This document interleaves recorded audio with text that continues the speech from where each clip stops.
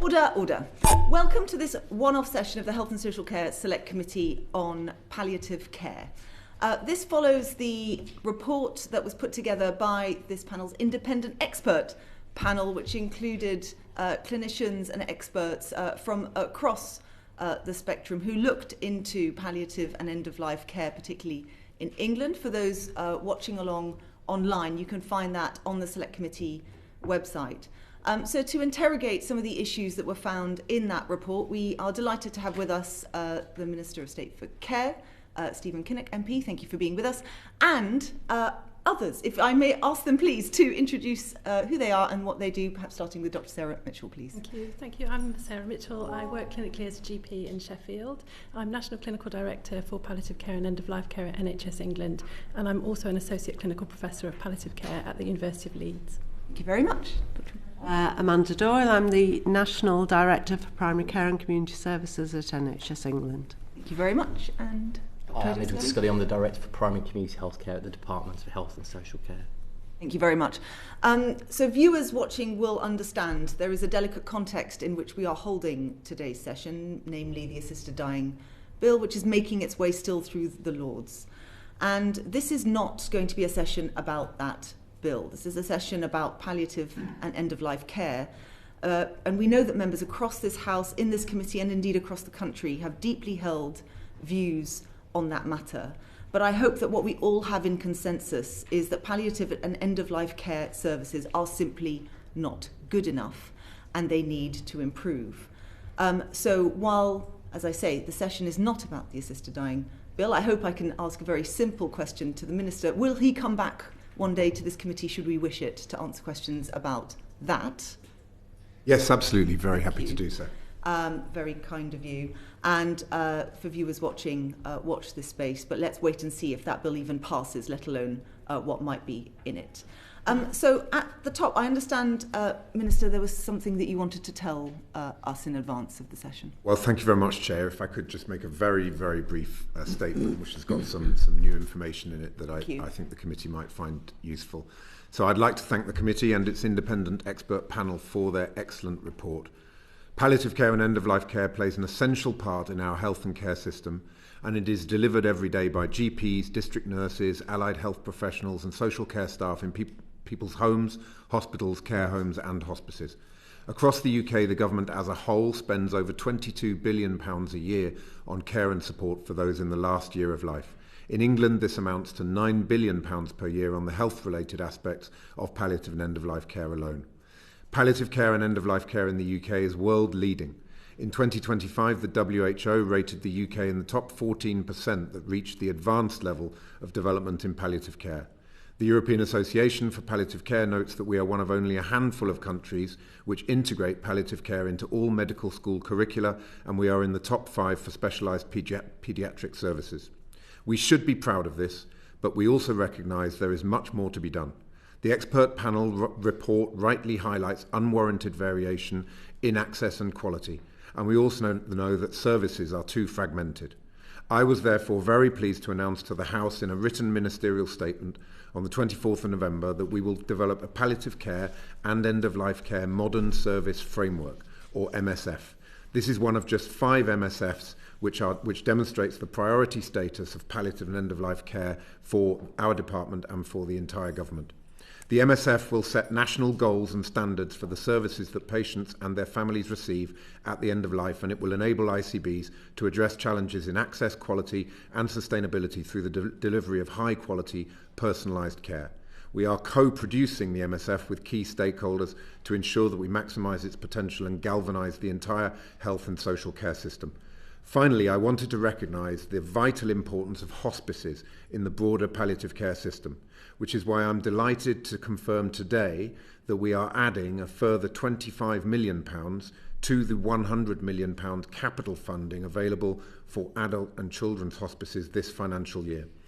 This is in addition to our commitment in autumn 2025 to provide approximately £80 million of revenue funding for children and young people's hospices for the next 3 years.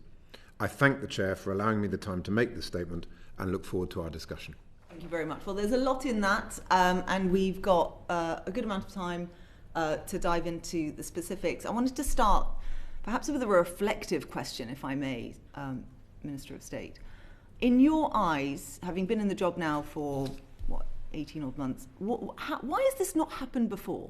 Why is it only now that we're developing a modern standard framework for palliative care? And I hear what you're saying about we're world leading, but Christ, I mean, if we're world leading, I worry for the rest of the world. The bar is low, is it not? Why is it taken, what's changed? Why are we doing this now, and why has it not happened before? Thank you for that question, and I think it's absolutely clear that there is unwarranted variation. It's patchy. There are pockets of really good practice, and there are areas of the country and also the way in which certain socioeconomic groups and geographical areas are underserved. And we absolutely acknowledge that. I think part of this is to do with the integrated care boards. Mm-hmm. They have a statutory duty to provide palliative and end-of-life care. That is very clear in the Care Act of 2022. We also then have the model ICB framework, blueprint, which sets out very clearly that ICBs are required to prioritise underserved areas and are required to understand the needs of their population and to serve them accordingly. We also have medium-term policy and planning guidance. We have the strategic commissioning framework. So I think the point I'm making is there's no shortage of guidance, directives, frameworks, but there is clearly a disconnect between all of those documents and all of that guidance and the actual delivery on the ground. The question is that there is clearly, I think, an issue around the capability of ICBs in commissioning. Mm-hmm. That's why I'm really pleased that we are launching from April 2026 a strategic commissioning development plan to actually talk about and create commissioning as a profession where real skills are needed. Mm-hmm. We've got the strategic commissioning framework, which sets out very clearly how ICBs need to, first of all, understand the health needs of their population and the context in which they're operating, create a strategy for dealing with that and addressing those needs, do proper strategic commissioning where they work together with partners to address the needs of the population, and then to evaluate the impact of what they've done to create that virtuous cycle. That's not happening. I think we've got too much of a kind of transactional approach to the way that ICBs work and engage with all of their partners in their catchment area, and it's not strategic enough. So the modern service framework is a way of pulling all that together to say, look, we've got to have some clear national standards and goals. We need a national plan. We understand as a government the need to devolve and empower. We believe passionately in devolution, this government, and we can't possibly micromanage everything that goes on around the country from an office in Whitehall or Westminster. This issue predates, even the current system that we have got now and are changing. I mean, isn't in part the answer here is that there just hasn't been political leadership to make this happen? Well, I don't want to make too much of a kind of political point here, but the reality is, when we came into office in July 2024, when I looked across every aspect of my portfolio, whether it's general practice, pharmacy, dentistry, palliative and end-of-life care, adult social care, frankly, it was a pretty chaotic disaster across every aspect of my portfolio. The independent expert panel, when it briefed us about its own report, were genuinely shocked. Having looked, we only commission reports into parts of the system that we think there's a problem in, so we start there. But it was worse than they were expecting. And I suppose I don't think I've quite got to the nub. So you're saying strategic commissioning is the thing, Is that it? In your mind, if this modern standard framework achieves something that didn't happen before, strategic commissioning is one. Is that it?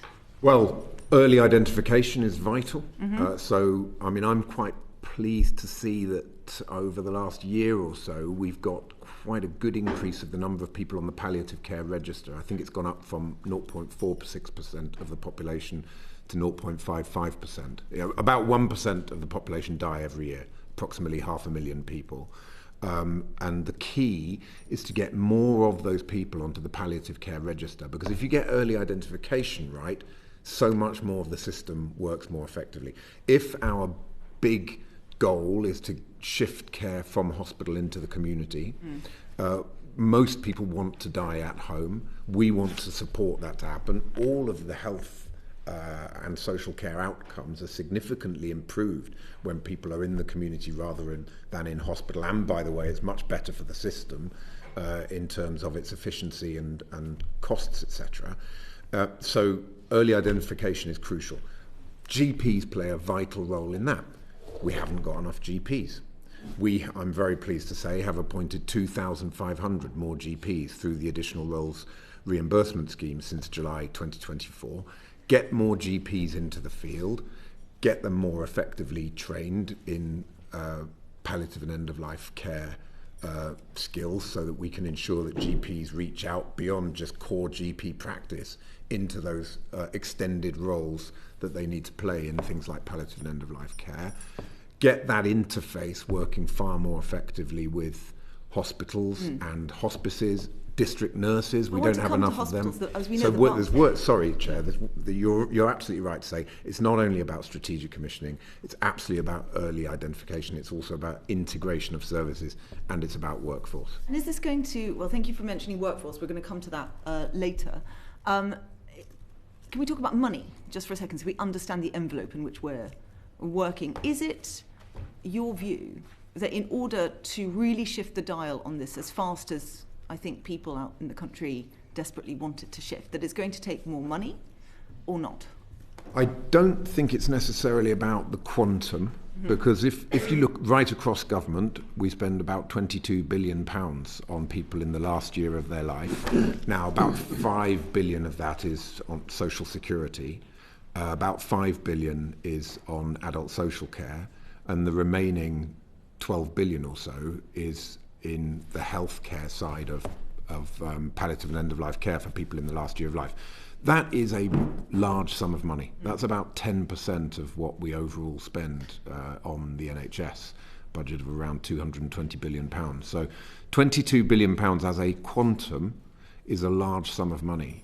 The question is, are we spending it where it should be being spent? And I think the answer to that is a resounding no. We have to shift funding flows out of secondary and acute care into community and primary care.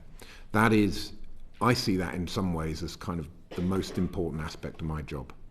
My job is to constantly pressurise the system to make that shift. And I think that the system, there's a baked in tendency for funding to flow into secondary and acute. Power resides in secondary and acute. So if you look at our 10-year plan, that is effectively about culture change. It is about saying we've got to get trusts to let go. We've got to get funding to move from the right to the left. All of that needs to happen through ICBs. Yeah, but even in hospitals and in that setting where the vast majority of palliative care happens, the service is substandard. So I was speaking to a palliative care doctor over the weekend. They pointed out that in their hospital they're employed basically as a service Monday to Friday, 9 to 5, which is nonsensical for anyone who's ever had a family member have to go through what the services that they provide. So even in that setting, money for palliative and end-of-life care itself is a minnow compared to everything else. And she was pointing out that actually there's even more pressure on it now because of the focus on elective waiting lists and so on. So, where is the money actually going to come from? So you're talking about the quantum that is spent on that, but is it actually going to have to come from other parts within the hospital? Because if they can't even do it 9 to 5 in the hospital, if you're then going to ask that to shift into the community, fine. But the need is so great. That's what the report showed. Are you sure you can do this in the time necessary? And where is that money actually going to come from? We have to do it. And the point is that we're currently living in a world where the problems that the system is facing, so one of the reasons we have such a huge backlog on electives, is because we haven't made primary and community care work as effectively as it should. We have to prevent avoidable admissions. Far too many people in their final year of life are going into acute care and using the emergency department. So is your assessment then that the money could we've got to be brave and make that happen? So the same money being spent currently in hospitals on palliative care could be shifted into the community and deliver that 24/7 service that people should be entitled to in their final dying days and hours. Is that your assessment? Yes. Have you got the data for that? Because my understanding is that data is not robust. We have to make that work. That is, I think, that is what the 10-year plan is about. It is about creating a neighbourhood health framework and strategy. Can we focus in on the MSF that you're... So is that going to be baked into this? Yes. Okay. So the MSF is where, when we talk about strategic commissioning, the funding flows have to follow the priorities that are set out under a new approach to commissioning. So if you're saying we're now going to have a holistic view where trusts and primary care voice, adult social care voice, community care voice are sitting around the table and doing planning in a much more integrated way, that is where the conversation has to happen with the trust to say, listen, if we take some of the funding you currently have and put it into more effective primary and community care, that is going to save you in the long run. It will enable you to focus on the cohorts that you really should be focusing on, keeping people out of hospital who don't need to be in there, enabling people to die a good death at home is good news is a better way for the patient, and it is a much better way to operate the system, both in terms of primary care, community care, and secondary and acute.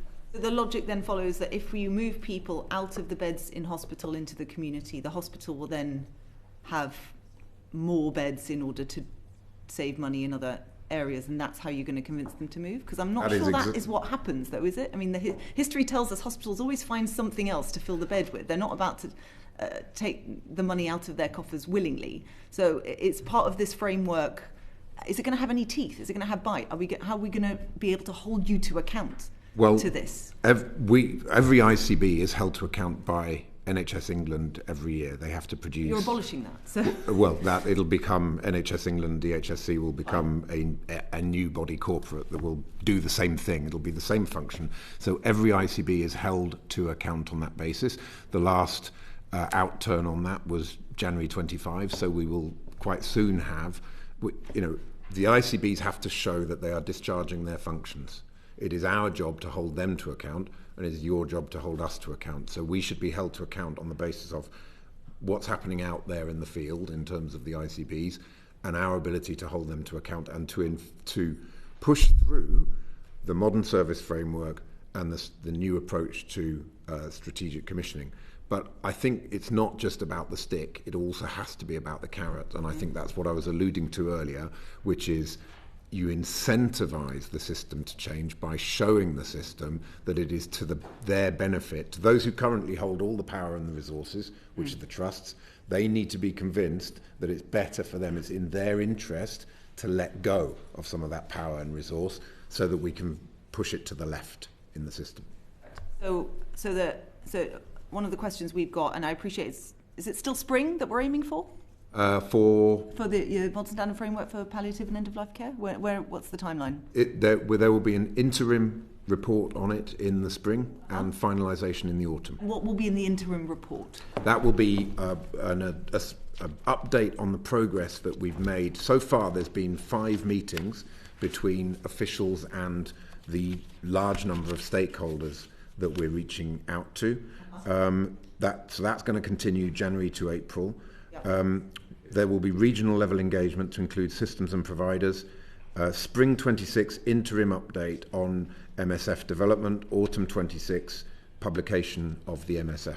Autumn 26. So that's the point what we'll see. And in there we're expecting high-level statements, targets, incentives, everything that you've spoken about. National standards and goals. National standards and goals. Yes. Is there going to be an actual smart timeline to it? I mean, when will people start to have faith that this is changing for the better? I appreciate, a 10-year plan says what it says on the tin. It's a 10-year plan, I get that.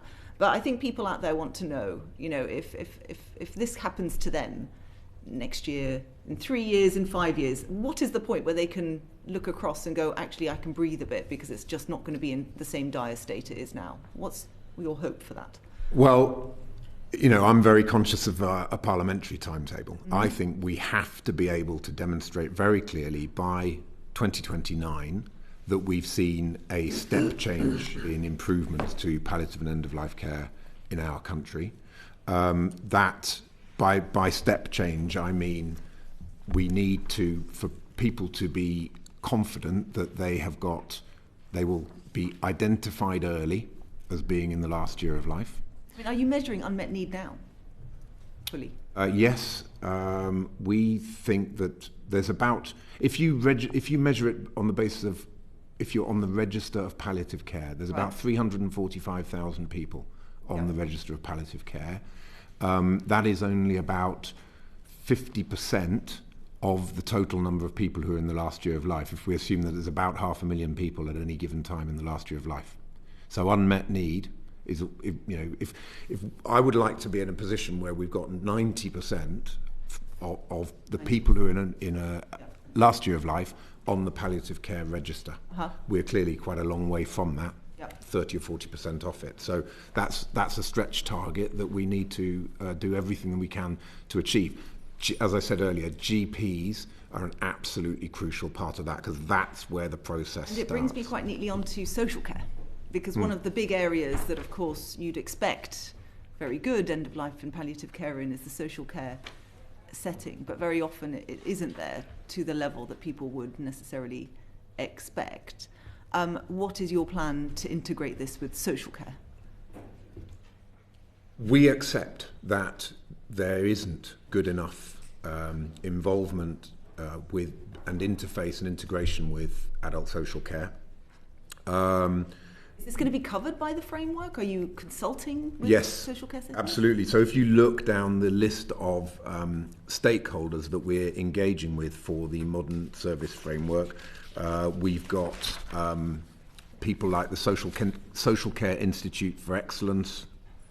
We've got the Skills for Care, the National Care Association Alliance. So we've got a whole range of the key players. We don't have that list. Could we get a copy of it? Absolutely, very, very happy. That would be really helpful. Yes, with pleasure. Thank you very much. So we recognise that voice needs to be heard. Obviously, local authorities play a crucial role in that. So, we've got to ensure that local authorities are around the table as we develop this modern service framework.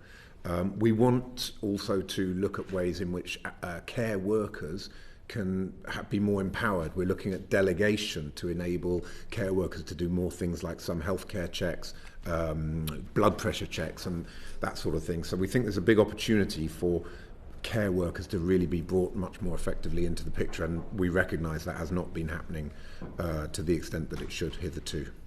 Thank you very much. I'll now pass, if I may, to Ben Coleman. Yeah, no, thank you. So just may I was very good to see you all today. Thank you for coming. May I just ask a little bit about ICBs? If you want local authorities, just to pick up on the point that you were talking about with the Chair, if you want local authorities to be more involved in developing palliative care service and other services, why is the government planning to reduce local authorities' roles on ICBs, reduce the numbers of local authorities that sit on ICBs? I wasn't aware that we're planning to do that, but it was the paper, the name of which escapes me, which we discussed at the committee with before Christmas. And they're talking about only mayors would be on ICBs. I mean, at the moment in North West London, you have 3 councillors sitting on the ICB, which is unusual. Had to fight for it and got it. Other places it's 1 or 2. But you're merging ICBs. Obviously, the North West London is merging with Central London. So, and there's no plan, as far as I'm aware, to increase local authority involvement. Indeed, there's a plan to reduce it. If you haven't got the answer today, and I appreciate you may not, would it be possible for you to write to us and let us know how reducing local authority involvement in ICBs will help with the sort of aims and ambitions that you've just set out of involving local authorities more in delivering better palliative care and, I presume, other services? Very happy to do that. And, I think we're looking, for example, at reforming the Better Care Fund, which plays an absolutely crucial role in terms of bringing local authorities together with the health system to improve delayed discharge, which is a massive challenge that the system's facing. So I think that's been happening. I have been working on that with my officials and with MHCLG officials very, very closely. Yeah. So I would say that at least at the level of what's happening in Whitehall, the interface between DHSC and MHCLG on things like reforming the Better Care Fund has been working very well. We need to make sure that cascades down through the system. So your point is well made and well taken. Yeah, I mean, it's the 10-year, just checking my notes, it's the 10-year health plan that talks about mayors, or strategic authority mayors sitting on ICBs rather than local councils. Well, we don't have a strategic authority mayor in London who does that, and there are other parts of the country where it might not be appropriate. I think it's one of the weaknesses of what's otherwise a very impressive 10-year plan, the continuing misunderstanding of the role of local authorities and the lip service, which is delightfully and importantly paid to their importance, but actually on a practical level, the things which are done or not done. Can I just ask you, if that's just a general point to make, if you forgive me, on the Better Care Fund, which you raised, what is the main problem at the moment that you're trying to solve, that you say you're engaging quite closely with? Yeah, I think it's about early engagement and planning between the health system, from all the way from primary and community care through to the trust and then to the local authority. So it's how do we make it clearer that the focus has to be on getting that early engagement and getting then the Better Care Fund. I mean, it's a big fund. It's £9 billion to deliver improvements in delayed discharge. Yeah.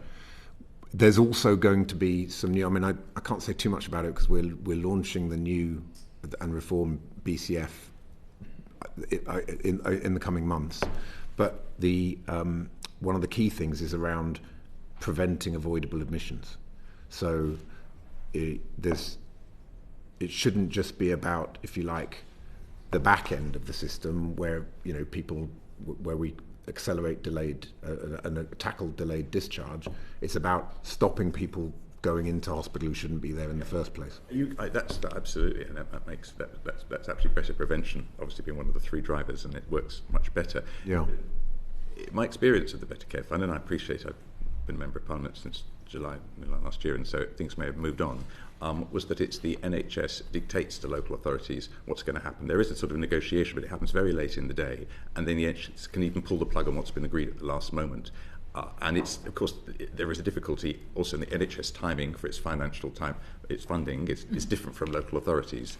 Are you addressing all of that? So it actually, local authorities, have you been discussing, for example, your new plans with the directors of adult social care? Yes. And they're on board with I have this? a regular, I think once every 2 months I meet the head of ADAS and the head of the LGA jointly. And we talk, the BCF always comes up. Yeah. There's good practice. I've recently visited a hospital in Bradford where they had a delayed discharge team which was made up of a combination of hospital staff and local authority staff sitting in the same office in the hospital. And they had almost a kind of airport style screen up with... No, that's brilliant. And they were just totally integrated. That's what we need to get to. Yeah. But the funding, the problem with that is not that sort of system approach, which is really effective and happens also in local hospitals to me. But it's the funding that local authorities know that they can provide on, they can plan ahead for. The problem there is the NHS has a different timetable for its funding, its budget has different start and end points, and it also still has so often takes this de haut en bas, this top-down approach. We will tell local authorities, we will call them partners, but we will tell them what to do. And I'm a little concerned that if that doesn't change, whether it's palliative care or other things, we won't really get the most out of the relationship between local authorities and the NHS. It's not genuinely more egalitarian. Yeah, I completely agree, and I think this is part of the culture change that I was discussing with the chair earlier, is how do you create a integrated approach? I think that the neighbourhood health framework will help for that, because that's about, if you like, almost starting with a blank sheet of paper and saying we now need to do away with all the old power structures and all the old sort of funding flows and move to a system where a neighbourhood health and well-being approach, which brings in GPs, community care, local authorities.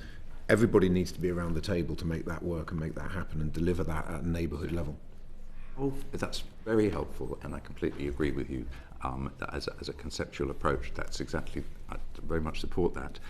How can you get round, because you made some very interesting comments about your experience of coming in as a Minister for Health and dealing with the situation in the system as you found it.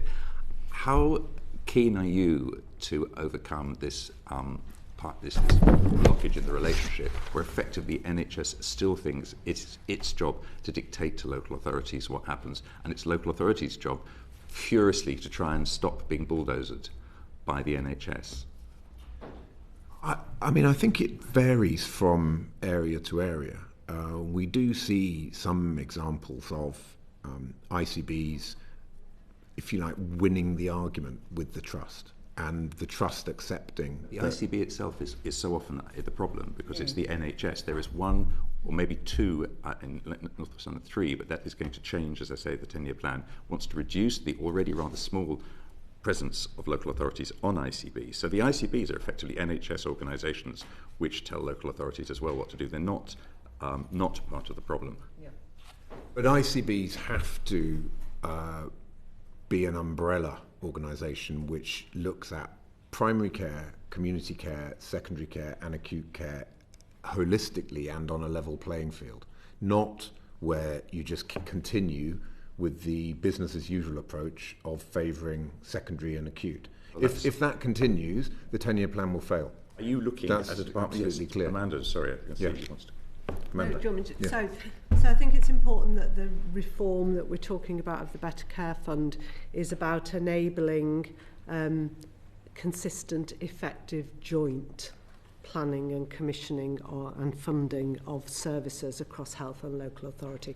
We've got a bunch of services that are clearly almost entirely health and a bunch that are clearly entirely local authority.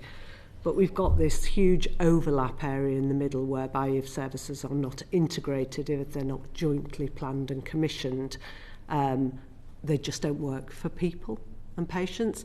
And palliative and end-of-life care is a clear example of so being able to properly link up health support services with domiciliary care services, for example, so that the default for people is not calling an ambulance because a care worker or a family member doesn't know what to do. People don't call ambulances because they think they're I'm a little bit lost. Are you saying that they don't know what to do because they're not properly trained? Not because not properly trained, because the services are often not very integrated and coordinated in a way that everybody knows how to pull on the support that's available. And so what we get is disjointed services. And the approach through the Better Care Fund should be jointly planning those services so that both health and social care staff and, importantly, families and carers know how to access support at home, so the default is not an ambulance. And so this is about linking in domiciliary care services, adult social care services, home care support, the voluntary sector support, things like night sitting, with not only primary care, specialist palliative and end-of-life care services, and some of the other range of services. And I understand that, and I'll just to clarify, I understand that. That's all what's on paper.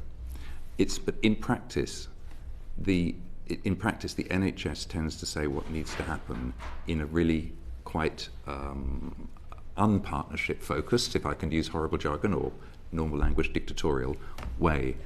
Are you aware of that? I'm aware of places throughout the country where there are less functional working relationships and where things aren't planned jointly as effectively as they might be. Thank you. Yes. You don't see at the top of the NHS a challenge, an intellectual challenge in respecting local authorities and working with them on a genuine partnership basis, as opposed to, well, we've got to get them in line as well as everybody else. It's about how you start thinking about a problem and who your partners really are, and whether there's any equivalence there, or whether you've just got to drive things through and they've got to do what you think in the way that you've described makes sense. I think we all accept that this needs to be genuinely approached. What would you in change in the way the partnership. NHS thinks and behaves when it comes to local authorities to enable that, when it comes to palliative care or whatever area, become better? The ICBs, as the strategic commissioners and conveners and working in partnership with local authorities, should absolutely be thinking in terms of those wider local partners as they develop neighbourhood health services. Will you check whether they're doing that properly? That's part of how we will assess ICB's delivery of their statutory functions, yes. Thank you very much. Thank you, Chair. Thank you. Dr. Becky Cooper, please. Thank you, Chair, and thank you for being here. I'm just going to just finish up Ben's point around integration. So if I just look at some of the evidence that our expert panel had, I mean, none of this is going to come as a surprise to you, but, you know, patients and families reported encountered a complex, disjointed system which led to delays and gaps in care. And they found that only a quarter of published integrated care strategies referenced bereavement at all, and that over 40% of people who wanted bereavement support in England were not able to get any. So I suppose sort of my first question, just to finish up the integration point, is do you think it's appropriate that all integrated care strategies should reference bereavement, end-of-life care, have a specific area that actually says what they're going to do?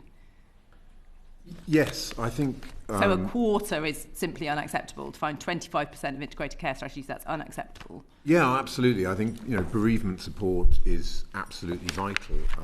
We've got things like universal principles for advanced care planning, and I think advanced care planning is the key to a lot of this, because if you get that early identification to work, you start to have those conversations with the patient, with their family, with their carer, so that you've got that personalised, patient-centric approach, sensitive conversations happening about how they want to be treated, how they want to be cared for, where they would like to die. Absolutely, Minster. So in order for frontline care professionals to do that, you would agree that integrated care strategies should reference bereavement and this strategy, not just have a quarter, as our expert panel found. Absolutely. I see no downside whatsoever to getting to 100% on that. Excellent. So if I can just move on slightly and ask you what plans the government has to increase and improve out-of-hours palliative and end-of-life care services. This came up as a serious issue. That is going to be one of the key points in our modern service framework. So we want to set national standards and goals for example, looking at having a 24/7 telephone line available everywhere across England at least. And currently, what's the coverage of that 24/7 helpline, just to remind us? I think it's about 24%. 20, so less than a quarter. Is that right? That was in the Hospice UK have done a report. And you know, it's really clear that having that 24/7 telephone line would be extremely beneficial. Coverage is not where it should be, so that's going to be something we're looking at in the modern service framework. Of course, and over what timeline would we expect to see 100% coverage? I hope that if we get the modern service framework up and running, published by the autumn of this year, we'd be looking at implementation then in 2027. 2027, yeah. Excellent. And in terms of staffing the 24/7 helpline and other human resources that will be necessary to allow sufficient end-of-life services out of hours, where are you in terms of the national health workforce and putting in place plans to ensure that it's adequately staffed? The workforce piece is complex, obviously, because so many people are involved in palliative and end-of-life care. You've got GPs, district nurses, specialist doctors, So I think we're going to come on to the specialist workforce. I think my colleague's going to ask about that, but I was just specifically going to look around the out-of-hours care, because that is an issue across the National Health Service. We're not a 7-day-a-week health service. And in this particular instance, do you see that this could actually pose a serious problem for out-of-hours care? I haven't done the modelling yet of what kind of workforce would be required to staff that telephone line, but it would be a single central number. So one would assume that it wouldn't have, enormous staffing issues. Clearly, the round-the-clock nature of it would require some thought and make sure that we staff it properly. There's absolutely no point in us saying we want to commit to a round-the-clock telephone service without being able to staff it. So those two things have to go together. We'll look forward to seeing that modelling at the earliest possible opportunity. Excellent. So if I can just move you on to data collection. So this was something that our expert panel identified as a key barrier to understanding population need for end-of-life care, and it is a recurring theme for this committee. Regardless of who's in front of us and what we're talking about, data collection and sharing seems to be extraordinarily poor across many aspects of the health service. So what plans do you have to improve data collection in this particular area? I think there are tools there that are not being used properly. We have the palliative care dashboard. I would be very happy to share more information about the dashboard with the committee, and I might actually ask Dr. Mitchell as well to talk a bit about that. She's very much leading on the clinical side. I think the dashboard is a powerful tool because it provides an ICB by ICB breakdown, looks at how many people in the ICB area are dying at home, how many people are dying at hospital, how many people are dying in hospices, etc., and then looks at the outcomes for each of those. And that, I think, really helps to inform ICBs. The problem is that the patchy use by ICBs, some ICBs I think are really leaning into the dashboard and others aren't. You've also got client-level data for adult social care, and I don't think we're doing enough to really utilise that data to bring that into our thinking about how palliative and end-of-life care is working across the country. Okay, so if I could just ask Dr. Mitchell, would you like to... And then Dr. Mitchell on the dashboard. Yeah. Thank you. So the Palliative Care and End-of-Life Care Dashboard has been developed by NHS England, and it's intended to be a resource... Sorry, when was it developed? Can you just tell us? It was developed and first launched in 2021. Okay. And it's a dashboard that brings together existing data sets. So we use the palliative care QOF data from general practice, which has existed. We have hospital episode statistics and death data, so that the dashboard provides information which can be broken down by ICB to give numbers of patients who've been identified in primary care as having palliative care needs or being at the end of life. Okay, and sorry, just to move you along, so the ICB data that are collected, the Minister said that it was patchy. Are you able to give a percentage of how many ICBs are actually contributing these data? That dashboard covers every ICB. So every ICB so have you got any gaps in your data collection on this dashboard? The dashboard makes use of the data that exists, that we have. So it's retrospective data. Let me try this question again. Are there data missing in this dashboard that you would want? We would like to see more data to understand current patient need related to the complexity of need and also to those population trends. And I think the population health management tools that are being developed and used in ICBs give us that more live data. Okay, so I don't know if this is for the Ministry or yourself, Dr. Mitchell, but this palliative care dashboard currently, what does it allow you to do in terms of planning service delivery now? And what would you need in order to make that more effective?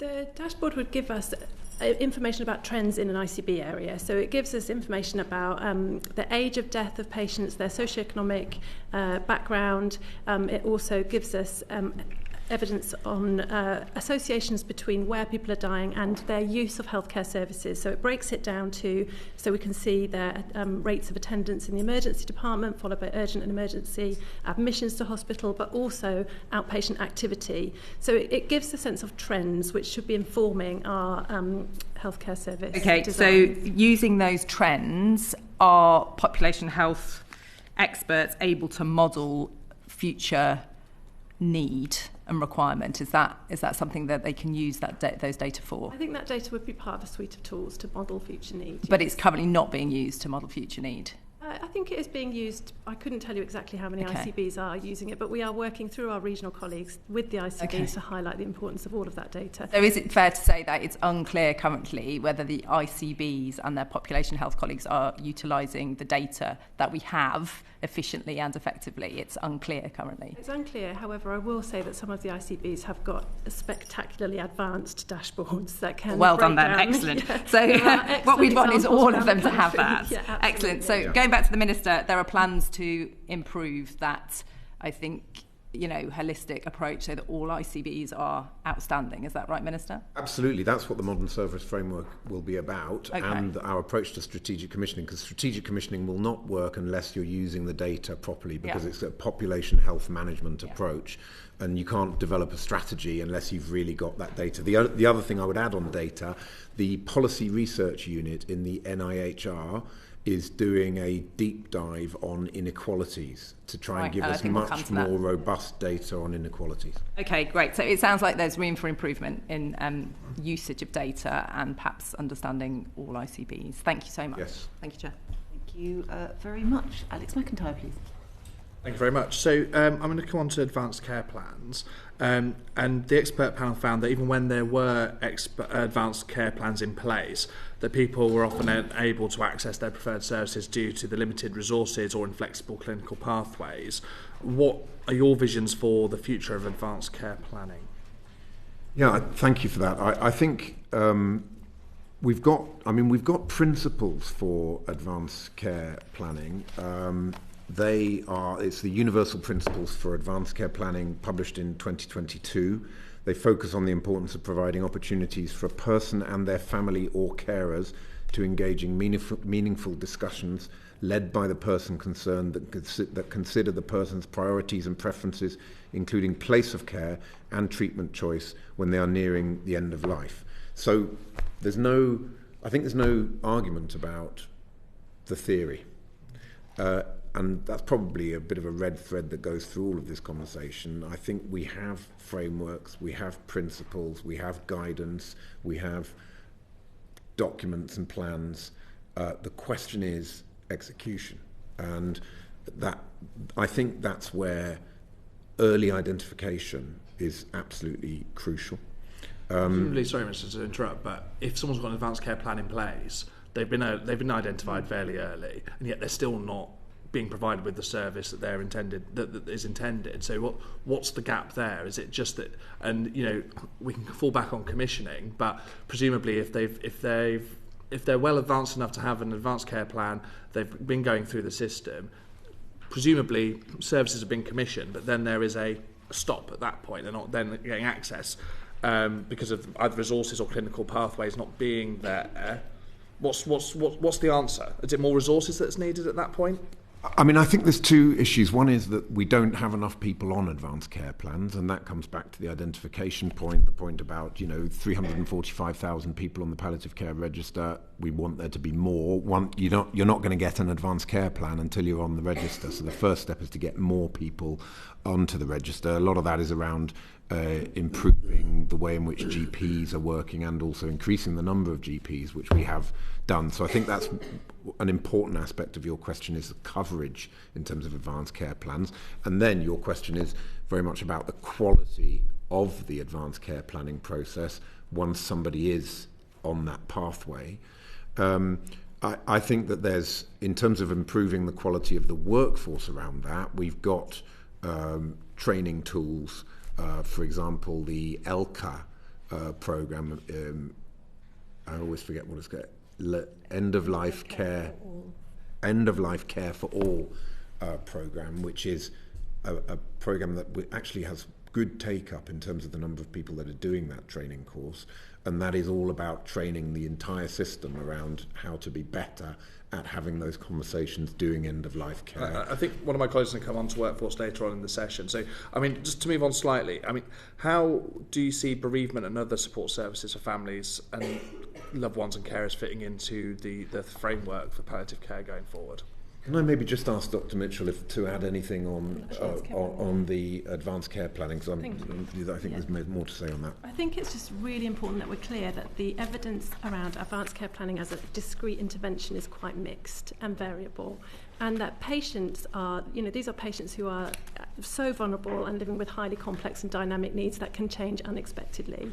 So even with the very best advanced care plan, there might be a clinical scenario that we haven't foreseen, that we need a change of plan. The most important context for the care planning process is continuity of care delivered. We see a strong association. The evidence is compelling that there's an association between continuity of care with primary care and the wider multidisciplinary team, including specialist colleagues, and reduced use use of urgent and emergency care towards the end of life. It's about trusted relationships and a way to manage those changing care needs as they go. It's really important that's understood. So and we'll move back to my previous question. So bereavement and other support services, how do they fit in with the model service framework? There was a report on bereavement, I think in 2022, called Bereavement is Everyone's Business. And after that, the department established a cross-government bereavement working group to ensure better collaborative working across government departments. I think, the question is the extent to which that working group is effectively improving the way that we do bereavement support across the system. And, it's an absolutely vitally important part of the way in which palliative and end-of-life care is both about psychological support and socioeconomic issues, as well as it is about symptom management and control. The question is the extent to which we're getting that right in terms of bereavement support. I find that it's quite difficult to measure because, by definition, the kind of bereavement support that a family might want can vary hugely according to the cultural context, the psychological situation in which they find themselves. The whole, if you like, the grieving process is very subjective. So it's quite difficult to measure the quality of those bereavement services, but I don't know if colleagues wanted to add something to that. We would consider bereavement care as a public health issue, and we know that the impact of bereavement on on carers and relatives can be profound. We tend to split our thinking about bereavement services into 3 levels, with the first level being about preventive measures. So that would fit with my continuity of care piece, that if we're providing compassionate care and doing some pre-bereavement work with families, we then can help them through the whole care at death and the death processes afterwards, which include the interface with the medical examiner system, and they have good practice series which includes care for bereaved relatives. Level 2, which would fit for about 30% of the population, targets those at most risk of complicated bereavement, and there's lots of innovation around the country about how we can be proactively identifying those people where there might be a risk of complicated bereavement, and working with volunteers, for example, compassionate community approaches, and our voluntary sector partners. Complicated bereavement? Pardon? What's complicated? Complicated bereavement. Your definition? Is about 10% of people. So those are people who are more likely to have prolonged grief disorder, so their grief goes on for a very long time, can have an impact on their health and well-being and their ability to work, for example. And complicated grief is those associated with really, really strong mental health problems. So we would need to work collaboratively with our partners in mental health to ensure that those services are available for our patients. Winced because we've recently done a report on that. No worries. Thank you for that. Can I just come in quickly on bereavement? There's 3 things I was going to say. Statutory guidance from NHS England to systems, which is by the 2022 Act, they should kind of deliver, sets out that everyone should be providing bereavement service. Now, clearly that's not happening everywhere. There is a bereavement quality survey that we can share with you, we can share the findings, but the department on the back of that and on the back of the commissioner, the Minister talked about, undertook some research that we plan to feed into the modern service framework. So it's something that we're really actively thinking about. That's what. Thank you. Moving on to death literacy. The panel found in their report that society has generally got quite low levels of that, meaning that there's very limited understanding and as my wife will attest to, a reluctance to engage in conversations about death and dying. Is this an area the government is planning to do any work on? Yes, I think that it's right that as a country we don't talk about death enough, and for all sorts of perfectly understandable reasons it has a certain stigma around it, and people don't talk about it enough. I think there's 2 sides to the coin. One is the system and the workforce, and then the other is the public. Probably a bit easier for us to talk about the former than the latter, but I think it's interesting as well to think about how we might get the public more engaged on this issue. From the point of view of the former, about the workforce. There is the death literacy, bereavement counselling is part of the ELCA training programme that I mentioned earlier. We also have for adult social care workers, the Learning and Development Support System, LDSS training programme, which also includes modules on death literacy, if you like, bereavement support. And there are pockets of good practice. There's a project called Compassionate Sheffield, which is St Luke's Hospice and the local authority, I think, and the ICB. And that is just looking at this whole issue of how do we change the conversation around death and make it something which is a kind of a, almost like a social and cultural conversation about, how do we plan for a good death? And that doesn't happen unless conversations take place between the individual and their family and their carers and the providers of support, whether that's through domiciliary care or a hospice or, if necessary, in hospital. So I think it's looking at things like the Compassionate Sheffield project and saying, why isn't that happening more widely across the country? With regard to improving the way we talk about it across the public, I know, Chair, we're not here to talk about the assisted dying bill, but I would posit that one of, whatever our views on assisted dying are, one of the byproducts of the tremendous amount of attention and debate that has been generated by the bill has been more of an increase, I think, in people having conversations about dying and planning for death. And whatever our views on the bill, I would argue that that's a good thing. May I say one more thing? I think this is really important, the death literacy conversation, and I think it's particularly important because we have got data from the Policy Research Unit to suggest that we haven't got a great understanding of what palliative care is amongst the public, particularly people compared to white people, people of Asian ethnicity and those of Black, Caribbean and African ethnicity are less likely to be aware of palliative care, have the correct knowledge of palliative care, or trust our healthcare systems to deliver it. So this will be a really, really strong theme for us to be considering as we develop that MSF.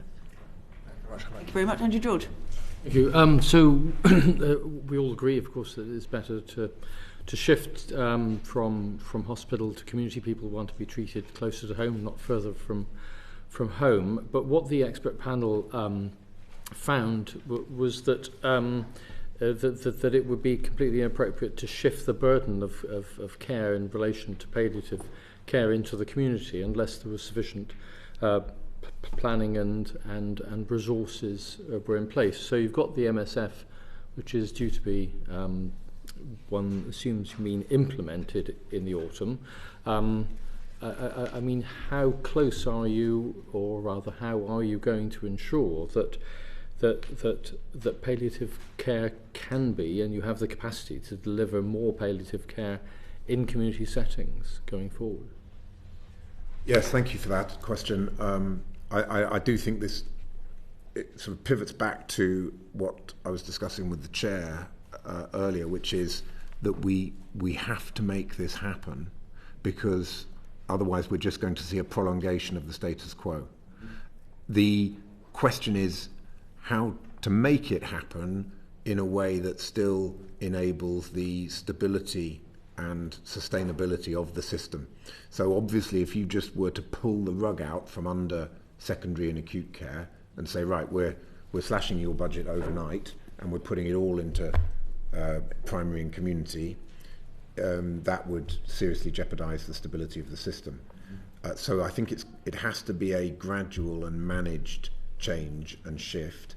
But the first step on that road is to define the model of care that we want, to define that future vision and picture of where we want to be.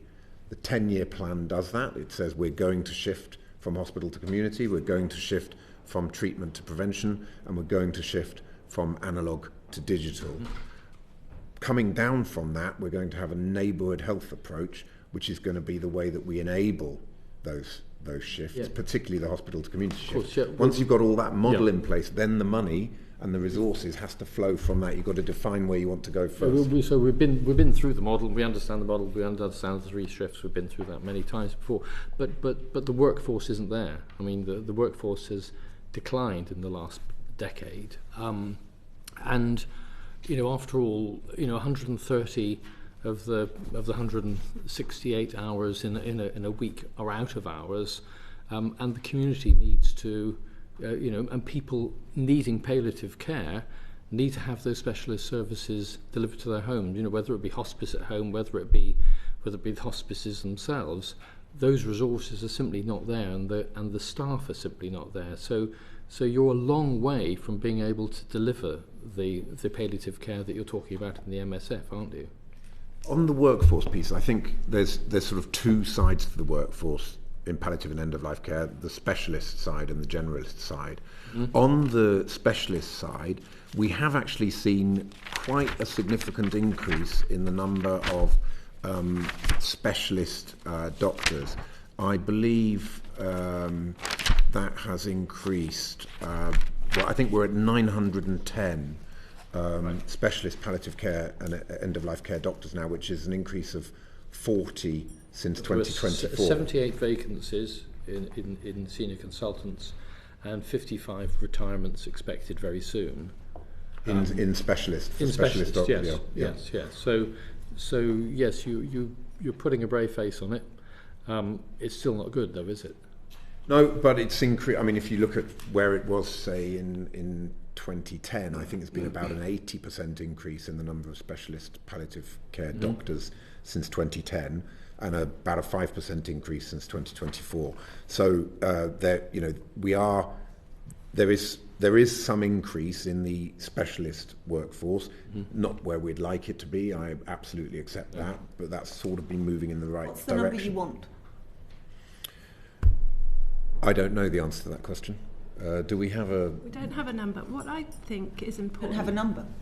I think that's part of the long-term workforce plan modelling. Yeah. That's part of that, and that's... We're going to come to specifics I around mean, how it you work seems to me out. that the specialist consultant is running at about 10 per million population. I mean, is that the target? Is that the right ratio, or should we be higher than that? Well, as Ed says, we're publishing our workforce plan in the spring, and that will right across the board set out what our targets, and that's why I don't know the answer to that question yet. But it's important that we have a strong specialist care capability. From the point of view of the generalist workforce, quite difficult to define because, of course, it just cuts across so many different aspects, from GPs to community healthcare, district nurses, adult social care. But if you look at the GP side of it, of course, we have hired 2,500 more GPs since July 2024. So I think we're moving in the right direction on that aspect of the generalist workforce, but I absolutely accept there's still a long way to go. I mean, there's been a fall of 5% in community nurses in the last decade, and just coming down to the practicalities of providing palliative care in the home, just setting up a syringe driver and the titration and so on involved in that. I mean, that can't be done by a care worker. It has to be done by a qualified, competent, registered nurse or nurses working in tandem, and there just simply isn't the workforce there to be able to provide that level of care in the home at the level that is required. Is that not right? Am I wrong in that? I mean, No, you're not wrong. There's a significant need to increase the capacity of the community nursing workforce if we are going to succeed in what we say in the 10-year plan, and the cohorts we're asking ICBs to focus on supporting out of hospital first are those with severe frailty and those at the end of life, which includes the services we've been talking about. It's absolutely key that we have a community nursing and primary care workforce who can support those patients, and that's what the left shift is going to start with. Right. But we do need to ensure that along with the patients and the services that we deliver to them, that we pull the funding from the acute sector into primary and community care services in order to build that capacity. And just to give a bit of context on specialist palliative care, in terms of the overall cost of treating people who are dying or in the last year, it only accounts for 6% of overall spend, because the vast majority is generally scare. So it's I know it's still significant, but it's 6% of the overall spend. No, I understand that, but just before the shift happens, we have to make sure that the baseline within the acute sector is coping with the demand there, and yet, as I understand it, a large number of acute trusts have been forced, because of the ironclad financial constraints on those trusts, that there is a recruitment freeze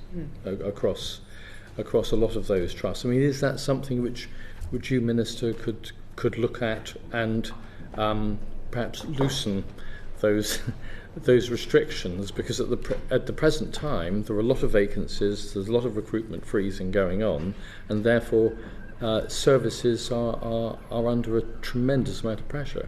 So you can't shift until you get the baseline, under control and safe. Yes, it's absolutely a priority for me to enable the shifts that we have in our 10-year plan. I mean, the 10-year plan depends on, if we're going to operationalise it, resources are a really important part of that. But I do think it's also about reforming the system, and through better integration, through better use of technology, you can, I think, be more productive without necessarily needing significant increases in headcount. So I think I absolutely accept the basic premise of your argument, which is if you're going to change, you have to resource that change. But I think it's not just about headcount. To clarify, I believe what he's not talking about is increased numbers. It's simply that if people are leaving for maternity leave, they're retiring, long-term illness, whatever, my understanding is the acute trusts are not recruiting behind. And so what you've actually got is not more based on a headcount. They've already assessed what they need. It's that they're not recruiting behind people who are leaving for natural attrition because of retirement, or indeed because of maternity or long-term sickness. I mean, that strikes me as deeply worrying for a system that is so under pressure and under-delivering based on the report. Wouldn't you agree? I think there's a statutory duty for trusts and ICBs to deliver the best possible care to their population, so they need to ensure that they are discharging their functions on the basis of those statutory duties. But you're sending them two messages. One, work within their budgets, and on the other hand, saying that they mustn't engage in recruitment freeze. So the two things don't add up, do they, at the moment? I mean, you've left them in an impossible position. I'm certainly not arguing that it's not challenging. I do think, if we look at, for example, the progress we're making on getting the backlog down, and even in the face of industrial action, some pretty impressive results there on electives. That, of course, has cost a huge amount of money. £250 million is what that strike has cost us. Yeah. So, there's a huge pressure on the system. I do accept the basic premise of your argument, but I also think the quantum, the financial envelope we have is what we have. We have to work more smartly within that. But I don't know if Amanda or the team wanted to add anything. We are not directly instructing acute trusts not to employ clinical staff where they need them. No. They do have a responsibility to live within their means, to balance their budgets, as well as their responsibility to deliver appropriate care for their patients.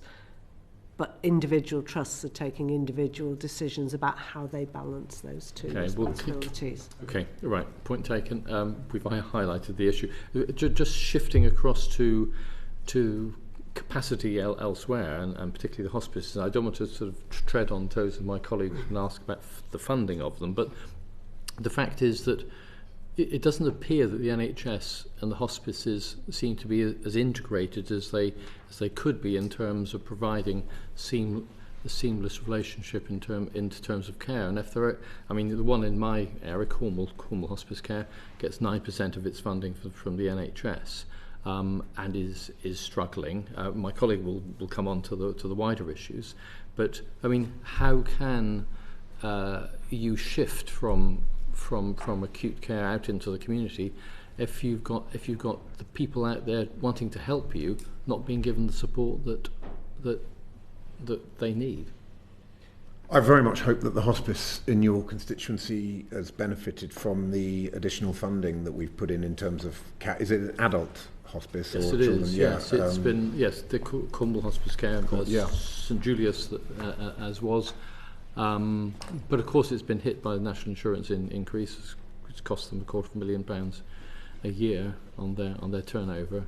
So it seems to be a balancing message really at the moment, but certainly one which puts them under a lot of pressure. Yeah, we recognise that we're doing what we can to support hospices through with the extra 25 million I announced today earlier on in this session, and the £80 million for children's hospices. Clearly, hospices have got that independent role, which I personally think is a good thing, and most hospices welcome it. It gives them a lot of flexibility to provide all kinds of services that you wouldn't get on the NHS, and they're so embedded in the community and all the kind of fundraising that goes on around it. I think they're a huge asset in the community, and their independence helps. So I personally wouldn't support, I know some people argue for hospices being 100% funded by the NHS. I personally wouldn't support that position, and the government doesn't support that position. Nevertheless, we need to ensure that they are an integral part of the strategic commissioning process. So a big part of the MSF, and you'll see when you get the list of all the stakeholders that we're engaging with on the MSF, hospices are front and centre and are going to play a crucially important role in shaping that, so that when we get to commissioning, when we get commissioning to where we need it to be, that the commissioners are fully cognizant of what the hospice in their community can provide, and they are receiving funding accordingly to deliver those activities. Yeah, okay. I mean, it was about the integration rather than the funding. Can I just add a bit on the integration then? Yes. So I think it's different in different areas. So I think, for example, if you look at some of the good examples, like in Leeds, as part of the West Yorkshire Collaborative, they are all part of the shared care record, the two different hospices in Leeds and all of those in West Yorkshire. And somewhere like St Francis in Berkhamsted, which is actually commissioned by Community Health Trust, that shares all the records. I know that's not the case in every area, so I think it's different in different areas, and the challenge I think as part of the commissioning bit is how do you pull everyone up to that bit where you've got the really good ones that do operate seamlessly, but not everywhere does.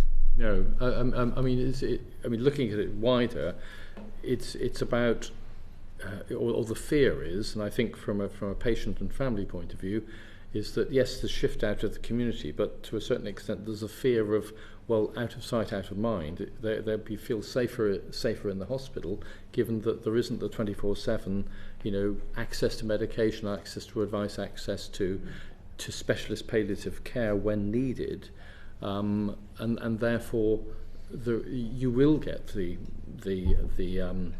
avoidable admissions into the emergency department, won't you? I mean, how can you be sure that there is the integration there between services in the community? The way to ensure that is to have a modern service framework that effectively works and is where you've got a very clear national standards and goals, and every ICB is crystal clear on how they should be achieving that, and the vital role that hospices play. I mean, when you look at the statistics, I think about 40% or so of people die in hospital, 28% die in at home, and something similar in care homes. About 6% of people die in hospices. What we do see very clearly from the palliative care dashboard is the people who are at home and being looked after in the community are far less likely to go into hospital, into emergency care in that last year of life. So there's also a very clear connection. It's much better for the hospital and for the system more broadly for people to be at home or in the community in terms of the downward pressure that exerts on avoidable admissions. More so than a residential home. So there will be admissions to hospital. No. Is that? The association is an association. So there's fewer admissions for people at the end of life at home and in care homes. It's a trend, though, in association. A gradual diminution, you mean, of numbers and proportions that are admitted you mean? Yes. Okay. Yes. It seems to be contrary to... Closer you are to the community, the less likely it is, the trend shows from the dashboard, the less likely it is that you'd have to go into emergency admissions. Right. Yes. I'm pleased you mentioned medicines, because I think it's worth highlighting the important role of community pharmacy in this. So we know the interventions that make people less likely to have an emergency admission. It's 24/7 advice, but importantly it's access to the medicines that might be needed at the end of life. And in the places where we're really seeing integrated, proactive palliative and end-of-life care, that involves community pharmacy, it involves having the drugs that might be needed ready and available in the patient's home, so that if it's needed at night or weekend, a syringe driver, for example, can be set up there and then. And those finally, things are really I mean, important. as well as the patient, there's also the family around the patient in the home, the expert panel identified that about nearly £29 billion is effectively the value of unpaid carers in support of those providing in need of end of life and palliative support. Is that going to be part of your MSF? Is your MSF going to be integrated with those other services, including the DWP, to make sure that unpaid carers get the support that they need? Because otherwise, it's going to be a great deal more expensive to provide these services. Well, unpaid carers have a voice in the MSF. That's one of the name of the organisation escapes me now. That's one of the main voices for unpaid carers. Is it? They're one of the voices that are in the MSF stakeholder engagement process. We also are very proud of the fact that we provided the uplift to carers allowance, the largest uplift since the scheme was created in the 1970s. Democrats were delighted. Yes. The Liberal Democrats were delighted, absolutely. The Liberal Democrats were very pleased with that as well, I'm sure. And that I also chair a cross-departmental working group, if you like, with DFE because of young carers, DWP because of exactly the social security dimension to this, and DBT because of the employment side and trying to encourage employers to have a more progressive approach to unpaid carers. So we hugely value the role that they play. They're the lifeblood of our care system actually in this country, and we have to do more to help them. So the DWP are very committed to supporting this agenda. We do have what we call special rules for the end of life, where people are approaching the end of life. They are fast-tracked in effect for certain benefits so that they don't have to wait or go through all the assessment processes. And that actually is very helpful for enabling people to get care in place quite quickly. Thank you very much. Very quickly. That assessment of family carer support needs and support to address those needs has already been identified as one of the evidence-based interventions for the Modern Service Framework. Okay, thank you. Okay. I mean, a lot of stock is being put into this Modern Service Framework. I'm desperate to see it now. But can I just come back to the community pharmacy point before we move on? So you've outlined what we need to get to. How are we going to achieve that? I mean, community pharmacy has been struggling over the last few years.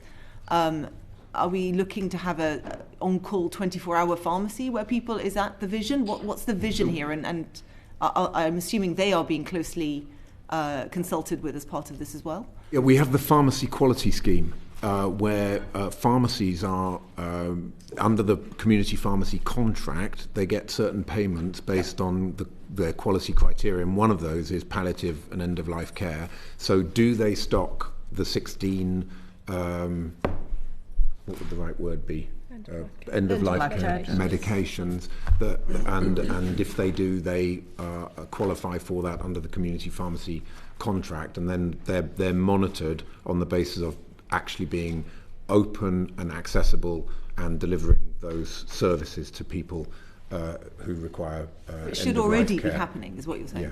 It's happening in lots of places, and it shouldn't be taking people by surprise. So we're not expecting pharmacies to open up at 1 a.m. and provide these drugs. We are expecting people to have anticipated the need, and some patients might have a sealed box with those drugs in their home for some weeks because we anticipate that we could need them at any time, and so sort of just in case boxes are available. So it's about involving community pharmacy in the preparing of that and being ready, anticipating which patients are going to need those sorts of supports and having it there. So this is linking back to the end-of-life care plan, except okay, absolutely. I understand. Yeah. Thank you. Joe Robertson, please. Thank you. Morning, Minister. Morning. The government published its 10-year health plan over the summer. It didn't contain a workforce plan, so you're writing one. It didn't contain a palliative care end-of-life plan, so you're writing one. It didn't contain a social care plan. Are you writing one of those? Well, we have the Casey Commission, the independent commission that is going to report this year in terms of its first piece of work around defining the National Care Service, defining the standards and goals that we need to see through the National Care Service. And then, of course, there'll be a second phase report which will look more at the funding of adult social care. Turning to a report that we know is coming out this year, or you say is the workforce plan. It's obviously a workforce plan across the spectrum of health and social care, we hope. Can you give the committee an assurance there will be a specific part of that dealing with palliative and end-of-life workforce? I think the workforce plan is going to look at the different if you like, professions across every aspect of the workforce. So palliative and end-of-life care will absolutely be covered in that process. But my colleague Karen Smith is leading on development of the workforce plan, and obviously it's all being quite sort of closely guarded, if you like, until publication in the spring. I don't know if colleagues can say a bit more about I think it's worth saying the vast majority of palliative and end-of-life care is provided by primary care and by community nursing services, and obviously those teams provide a whole range of care, so narrowing it down to a specific aspect of what they might offer to patients is quite difficult, but what we do need to recognise is the impact of shifting and focusing more on palliative and end-of-life care on what the workforce capacity requirement in both community nursing services but also general practice will be. And those are very much part of the workforce plan. Yeah, I wasn't asking a question about the way in which it will be presented or the way it will be formatted, but I'm looking for assurances that the specific needs within end-of-life care, palliative care, will be dealt with in the workforce plan. Clearly there is a need on general staffing, as there is across the whole of health and social care. But how will the workforce plan seek to address specific workforce needs and indeed specialist workforce needs for end-of-life and palliative care? Well, if we take GPs, for example, what we currently have the GPWER, the General Practice Extended Roles skill, which defines what skills and capabilities and standards to which a GP should be able to work when it comes to dealing with a patient who is needing palliative or end-of-life care. So that would be, I think, the basic building block for looking at how GPs are going to be trained, have the capacity that they need, have the skills that they need to do palliative and end-of-life care beyond what you might call just sort of, no, I don't mean just, but what you might call pure and simple core GP capabilities. And that will be the same for district nurses, for adult social care workers. What are the training and personal development plans and programs that need to be put in place to say, you know, you are a generalist, district nurse, GP, adult social care worker, but these are the specific skills and competences you need for palliative and end-of-life care. So what the workforce plan will do will be to define what are the additional skills and competencies that generalists need. And then, of course, on the specialist side, well, that's advanced clinical specialism, the I was just discussing with Mr. George in terms of the 910 specialist palliative care doctors that we currently have in the country. But in terms of the modelling, so to get to the answer.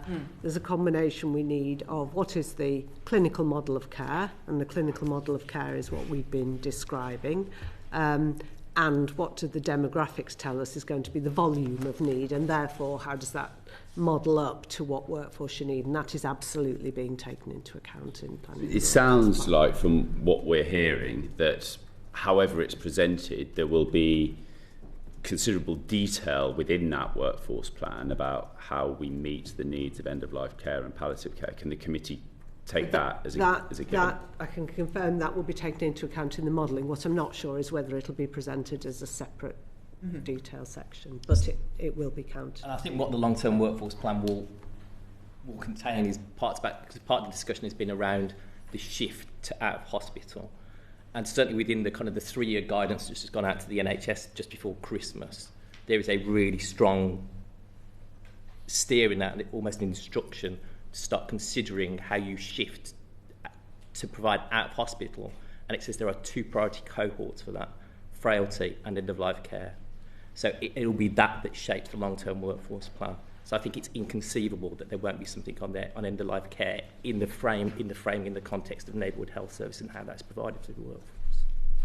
Given that health and social care is awash with plans and strategies, indeed there was a workforce strategy from the last government that was put aside for the new government strategy that hasn't come in yet, and the modern service framework may not be available until the autumn, and we know how deadlines slip.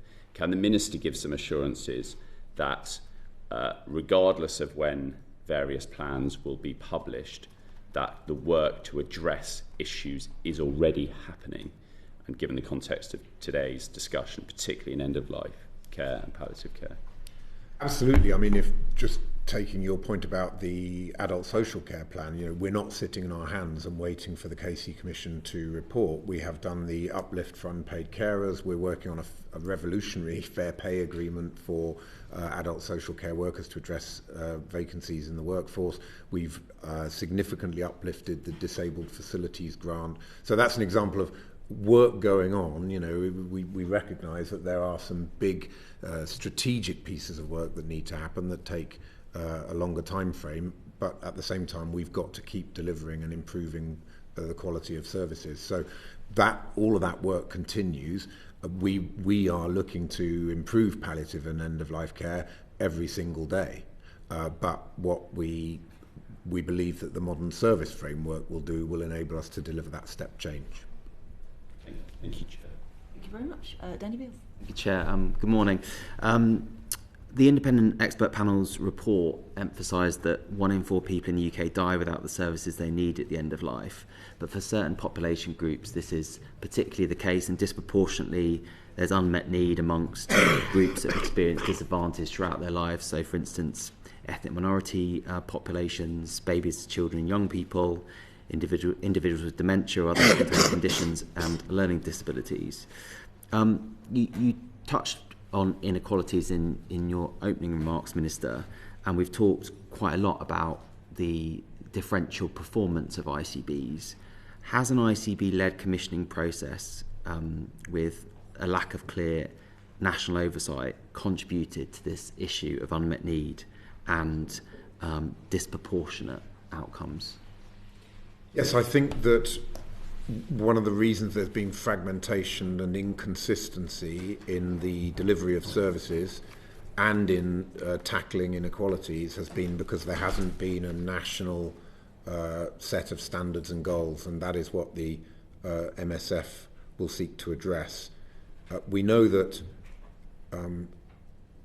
improving services for underserved areas is an integral part of the model ICB blueprint. So we've very clearly said to ICBs, you are not doing what you should be doing if you're not improving services for underserved areas in particular, and that is a very clear priority within the model ICB blueprint. Will the MSF specifically deal with inequalities and outcomes? Will that be a specific focus of the MSF, do you think? Yes, because the strategic commissioning piece of the MSF, by definition, I think strategic commissioning is about tackling, improving services for underserved areas. Because what you're saying is with the finite resource that we have, where should that resource be prioritised? It's absolutely clear that it should be prioritised on underserved areas, whether that's geographical areas or underserved communities, either socioeconomic or ethnic minorities, for example. So the strategic commissioning will fail unless it is addressing underserved areas. So that's welcome to know that MSF will specifically deal with the inequalities that are present in palliative care. In terms of how that MSF will have bite, I suppose, that will lead to change. We've referenced standards at different points today already which exist, which are not implemented. You talked about the data, which is really vital. It'll be really important to judge the progress on equalities, the data dashboard, but you mentioned participation is patchy. What is the carrot and what is the stick if that doesn't change, if participation in the data dashboard doesn't change, if the adoption of current standards doesn't improve, if the MSF doesn't deal with delivering practical progress and change? How does accountability work? So every year, the ICBs have to provide officials and ultimately ministers with a report on how they have discharged their functions, based on the agreed targets that they have, the quality of patient outcomes, quality of access, the huge kind of panoply of targets and agreed outcomes that we have with the ICBs, and officials then hold ICBs to account on that basis, on the basis of that annual report. Clearly, you also have the CQC, which is an excellent tool, I think, for us. It's certainly improved a lot in recent months, I think,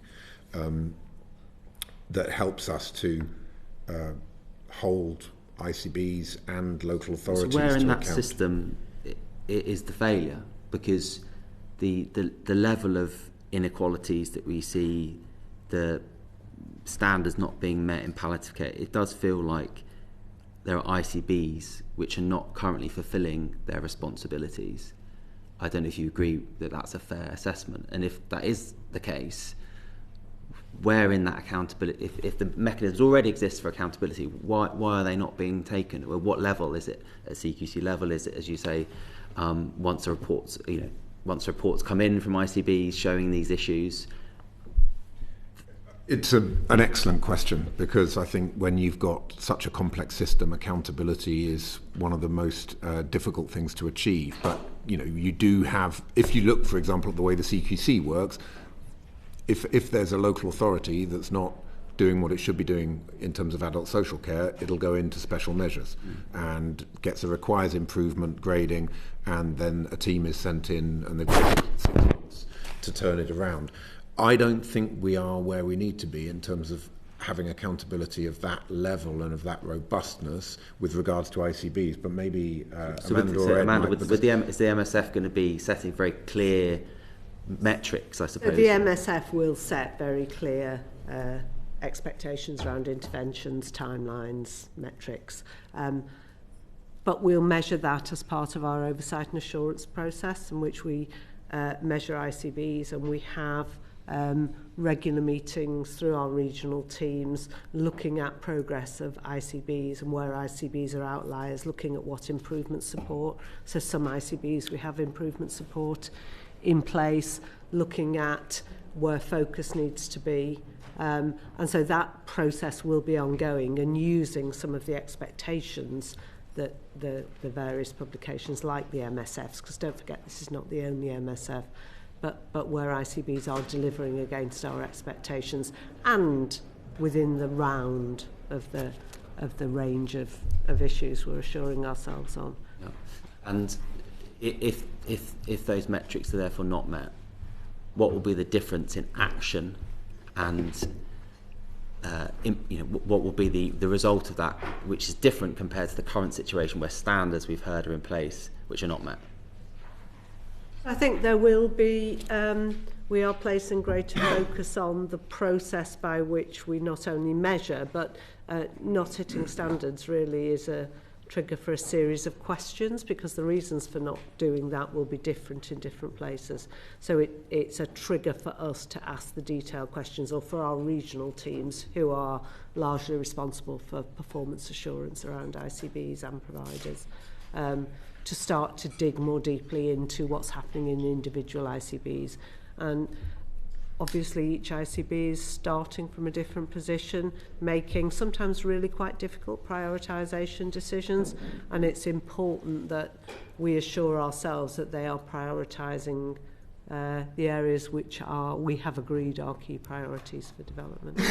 Thank you. Turning to children's palliative care specifically, which is one of the areas where inequalities exist, I recently heard about it in the report. I visited Shooting Stars Hospice, which serves children and families in Hillingdon, but as many children's and young people's hospices, they serve quite large footprints because of the population size. I think 3 ICBs are meant to commission services for Shooting Stars Hospice, for instance. Children's palliative care is quite different to adult palliative care. Children and young people can be using the service for years, potentially into adulthood. As I say, the geographical footprints are quite different, and the family's involvement also more complicated. Will the MSF respond specifically to the issues and different challenges that children's palliative care faces? Yes, absolutely. There are a number of key players in the children's palliative and end-of-life care sector, including, of course, Together for Short Lives, that have got a strong voice in the MSF development process. There'll be a specific section or specific expectations and standards that are kind of specific to that sector within the MSF, so it won't be a kind of generic set of measures for all palliative care, but there'll be specific reference to the issues of children and young people. I'm not looking at Sarah, but I'm assuming... I think we should certainly be paying attention to the nuances around children's palliative care. I have a PhD in children's palliative care, and I'm really cognizant of the challenges in that space. I think it's not just babies, children, young people, it's antenatal palliative care as well, and we need to make sure there's specific focus on transition to adult services, including the role of that whole, the whole healthcare system to support those children and families. So is that, just not to push you, but the words were slightly loose, so will there be specific sections, specific metrics, specific mention, rather than just paying attention to? Will there be specifics in the MSF? We will be guided by the evidence that exists, and one of the challenges in this space is that the evidence base is less than in the rest of palliative care, but we'll be working with academic stakeholders and our partners in order to set those standards. On transition, you mentioned briefly, it is an increasing issue that the sector reports as medical advances, children are living longer with life-ending conditions, and they're transitioning into adult services from children's palliative care. That's often quite a leap, going from a children's service to an adult palliative care service where most people are usually in their 60s, 70s, 80s, dementia, they're quite very different facilities often where the care is provided. Do you think there needs to be more of a focus about coordinating suitable transition services? Yes, I do, and we're leading research at Leeds around the role of the whole system to support those children and young people and their families at transition. Would that be something picked up in the MSF, do you feel? Yeah. Yes, I think it will have to be. Yeah, it's clearly an area that needs more work. That's helpful. And just lastly on children and young people services, as I mentioned, the service I met covered 3 ICB areas. We've already heard about the challenges of ICB commissioning, but the children's sector this is particularly acute because they're dealing with multiple ICBs, usually different commissioning arrangements with all of them. Do you think there's a case to look at whether there needs to be greater coordination of commissioning for children and young people's palliative care? It's actually a really good example of why we need those national, coherent and consistent standards and approaches and goals, precisely then, because even if you are a children's hospice and you're having to deal with 2 or even 3 different ICBs, you're going to be getting a very similar approach from each of those ICBs rather than from the very fragmented landscape that you see at the moment. So it's actually an excellent example of why we need the MSF, and we need those more coherent and consistent approaches. So yes, I think that I think is a really important part of why we want to get that consistency. Amanda wants to come in. There are lots of services, or several services, whereby ICBs need to jointly commission because the volume of patients affected is much, much smaller than for more general services. And so we're setting up specific formalised pan-ICB commissioning arrangements within regions for those services, largely specialist services, but this is a good example. Would a similar arrangement be suitable for so this is the sort of thing that the Pan-ICB arrangements will be appropriate for. And we are formalising that because we recognise it's very important for a small number of services, largely very specialist services. You'll be able to provide information to the committee about when that arrangement will be established for children and young people's palliative care, that Pan-ICB commissioning arrangement? And certainly send more information about Pan-ICB commissioning approach. Okay, so it's not yet in train for children and young people's palliative So we're care. starting to put it in place as part of the changes for ICBs and the changes for commissioning as part of the abolishing of NHS England requiring shifting of commissioning. So there are specialist commissioning services largely led by NHS England now, which will be delivered jointly by ICBs in the future. Yeah, so there's obviously the move of specialised services on that basis. So this is an existing ICB commissioned service at the moment. The challenge at the moment is that there isn't coordination.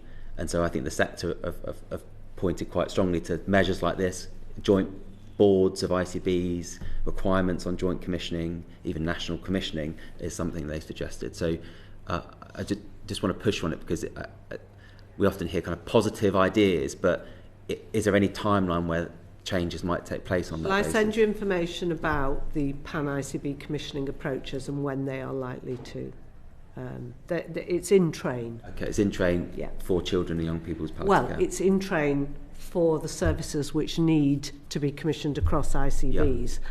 And this is an example of the sort of services that single ICBs we're often kind of don't. talking about some services hypothetically. I want to get to a sense of, are we talking about children and young people's palliative care? Or we're not, which is fine, but I guess I'd like to understand what the timeline might be for considering whether children and young people's palliative care should be commissioned at a shared ICB level. And that's for the ICBs to decide, but the structures will be in place to enable it. At the moment, what you often see with the sort of service you're describing is that one ICB commissions it on behalf of 3 or 4 ICBs. Yeah, at the moment, the children's sector reports, at least that I've seen from Shooting Stars, is actually they have to have separate conversations with all different ICBs who are making separate decisions about palliative care for children and young people, which is very hard to plan workforce and facilities, and obviously young people and children don't necessarily follow ICB boundaries in their lives either.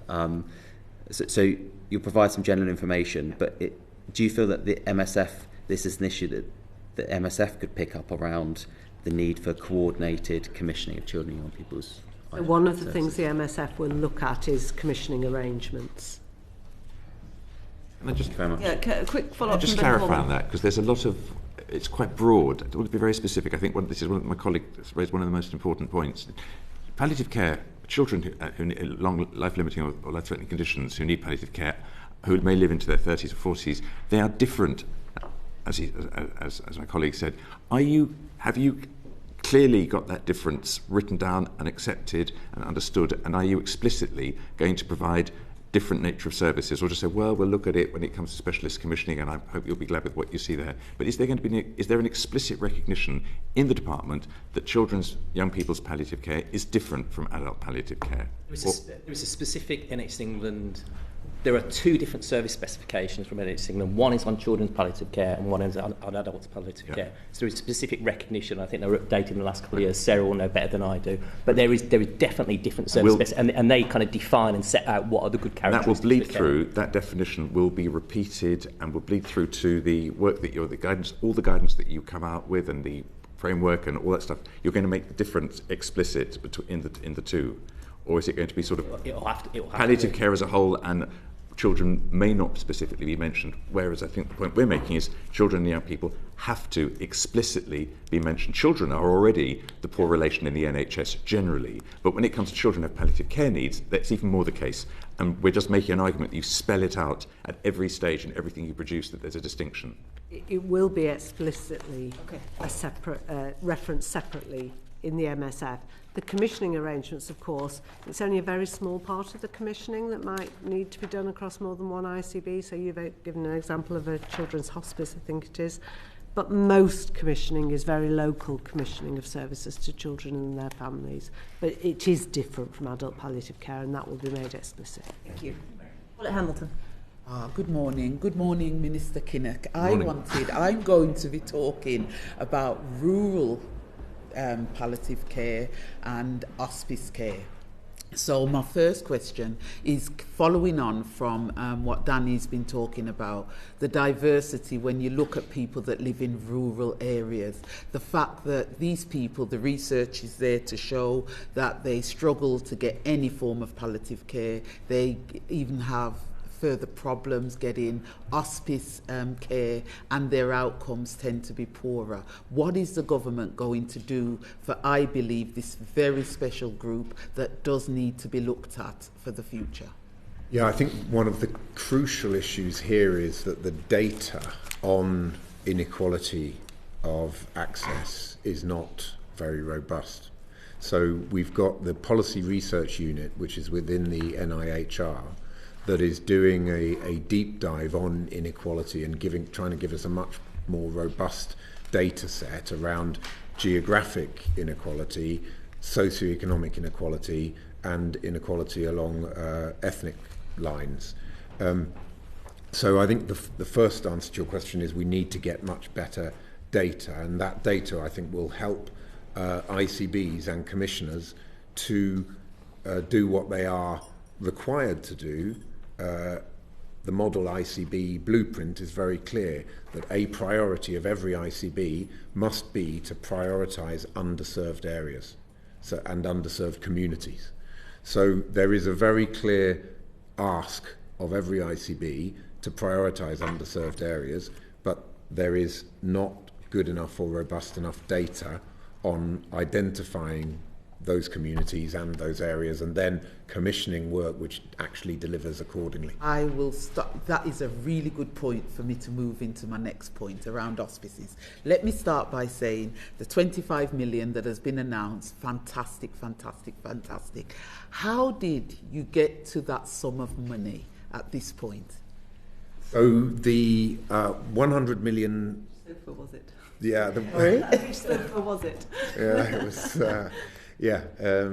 I would never put it in such undiplomatic terms, but considering you've just talked about data, how did you get to that? Yeah, look, I'll absolutely upfront on this. We have a capital budget right across the Department for Health and Social Care, and where there are opportunities for spotting an underspend in a particular area of activity, it's my job to go in, roll up my sleeves, and fight like hell for my portfolio.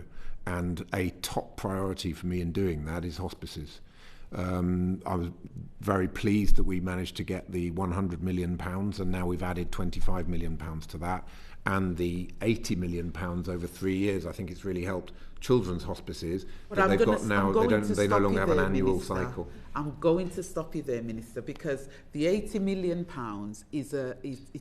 it's revenue, so it means that is recurring over 3 years. The problem with capital, you give that money once, people feel they're out of the crisis at one point, but within 12-18 months, they're back into the crisis. So going forward, you've talked about the fact that hospices they are a key part of your priority. You've talked about whenever you can find money, you give it to them. You've talked about the MSF framework today. You've also made absolutely some fantastic references about you not wanting hospices to really come under the NHS. Do you not feel that what you have actually done is you have put ICBs in such a stranglehold to say they've got to deliver on all of this, that you've set them up to fail? The fact that you've taken 50% out of their budget, they have got so many other priorities, but you're now saying they've got to absolutely find the data, they've got to do the strategic commissioning, they've got to deliver on all of this. How is that going to work? I think we are definitely setting the system a challenge to work more effectively. But our view is that by doing strategic commissioning more effectively, by getting that better understanding of the health needs of your population, by creating a robust strategy and bringing all of the key partners together, including the voluntary sector like hospices, you're going to drive up efficiency and drive up productivity. So by working more smartly, you can deliver what needs to be delivered without necessarily having all of the resources that you have right now. I also think improved technology can play a major part in driving up productivity and efficiency. So going back to NHSE and that new department that's going to be set up, do you not think, especially with hospices, in your vision, you're wanting them to remain in the charity sector, that they will have a role relating to data as well as ICBs? Yeah, I think absolutely. I mean, hospices on average receive about 30% of their funding from the state, from the NHS. So, they are a really important partner for us, but they're a kind of hybrid model of some state funding and then what they raise through charity. And therefore, we see them as an integral part of what we want to do on commissioning and the way that ICBs work.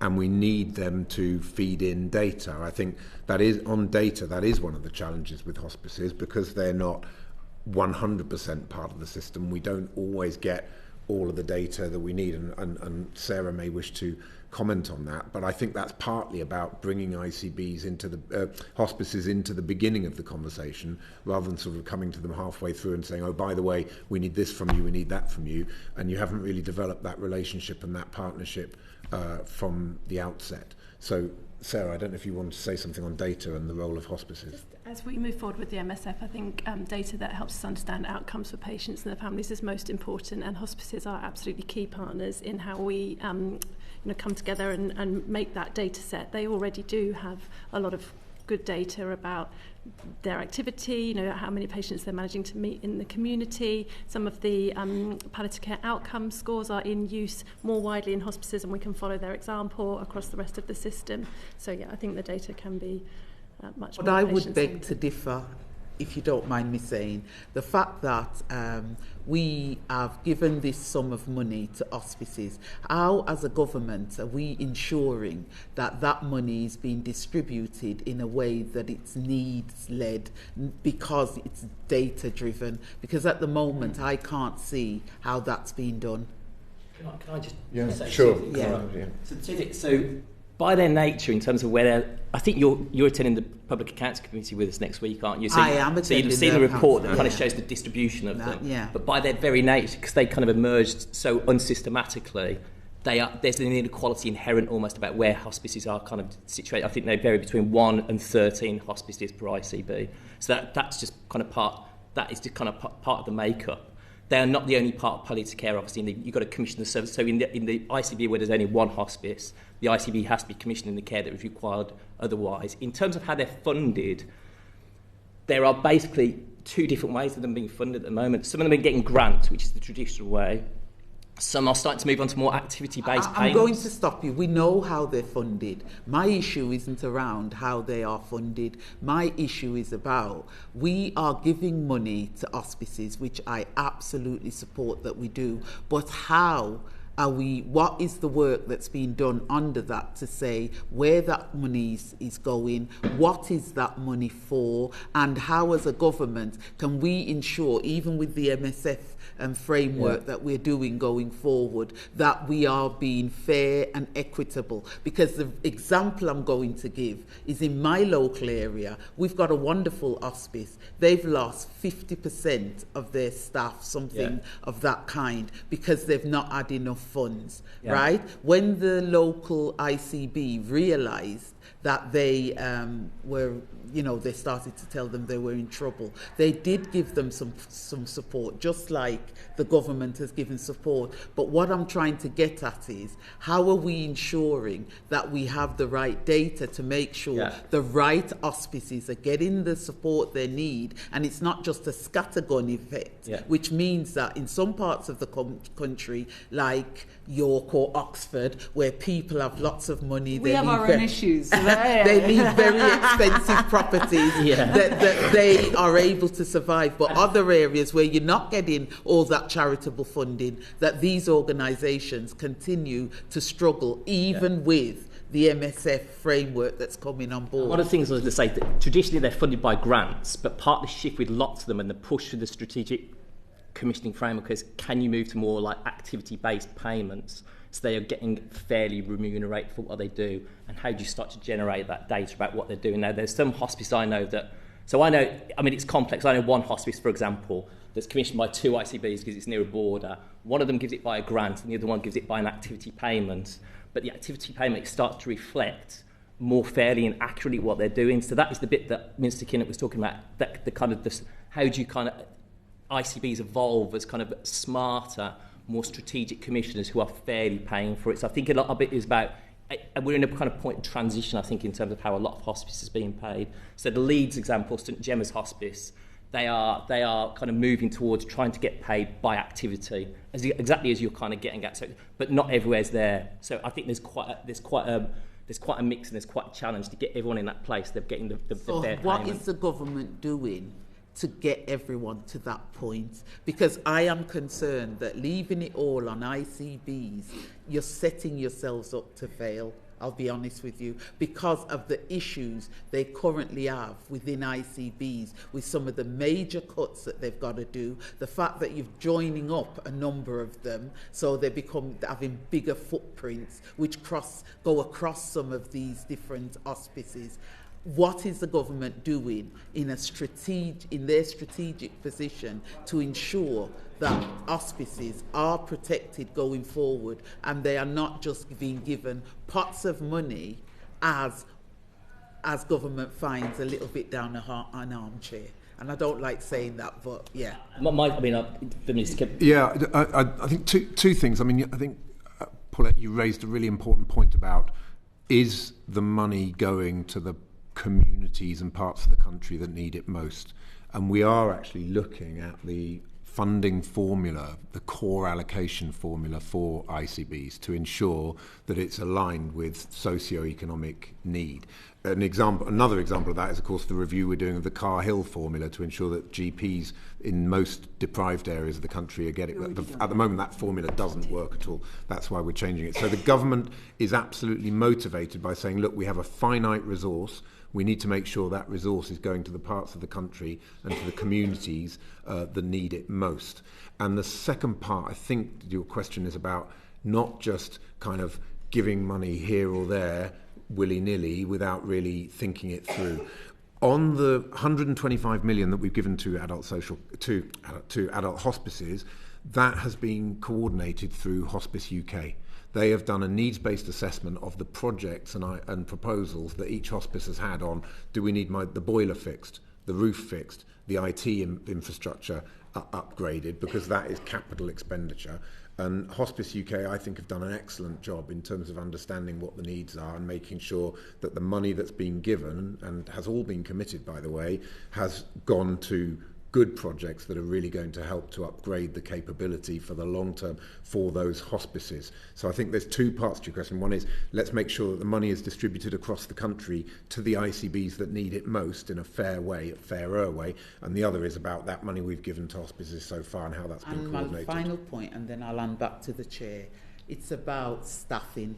Staffing is a major issue within hospices. Capital funding is not normally used towards staffing. So how are you supporting hospices to ensure that they're not still losing staff, because the money that you're giving them is absolutely, it cannot be used towards staffing?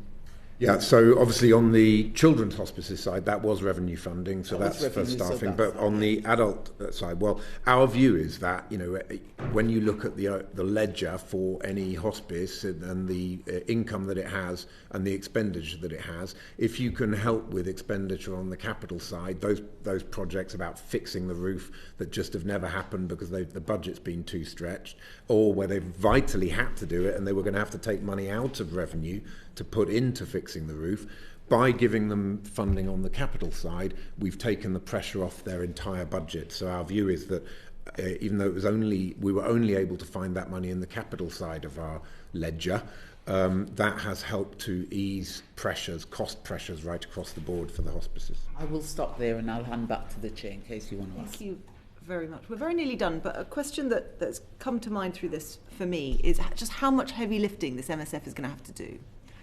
And looking at the 5 areas that you are planning to have them in, we've got frailty, dementia, mental health, of course. So actually, these are 4 areas that the committee's already taken a keen interest on, has done inquiries in.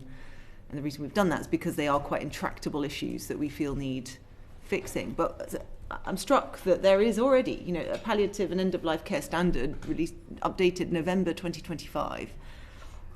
Are these MSFs just another way of kicking cans down the road?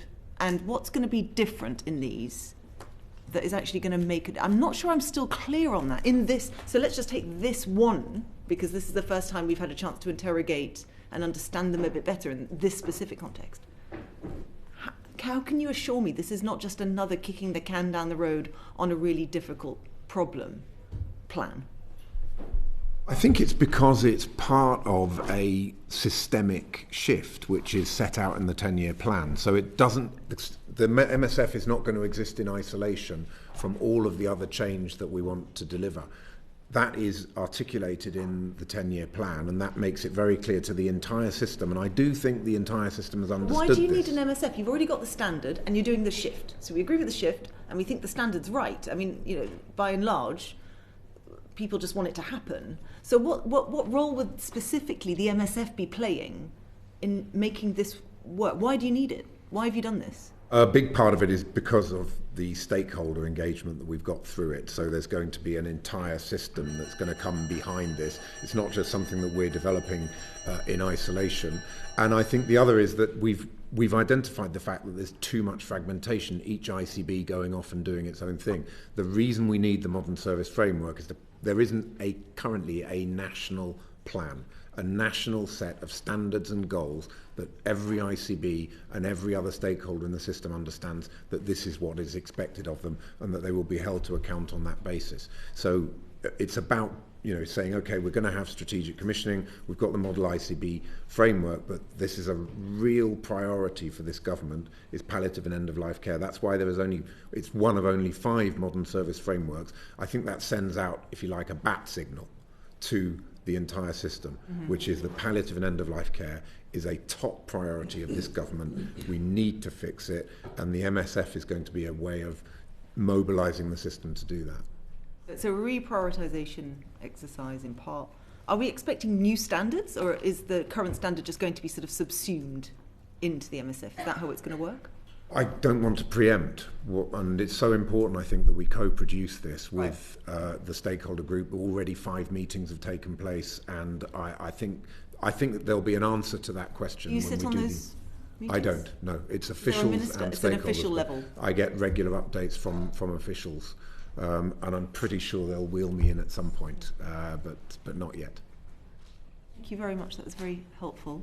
Thank you very much all for coming. I also want to put on our public thank you to Jane Dacre, the team at the Independent Expert Panel, the excellent report on which we've based all of our questions today, and we'll be writing our own recommendations report off the back. Some of the specialists are in the room and have watched the whole session today.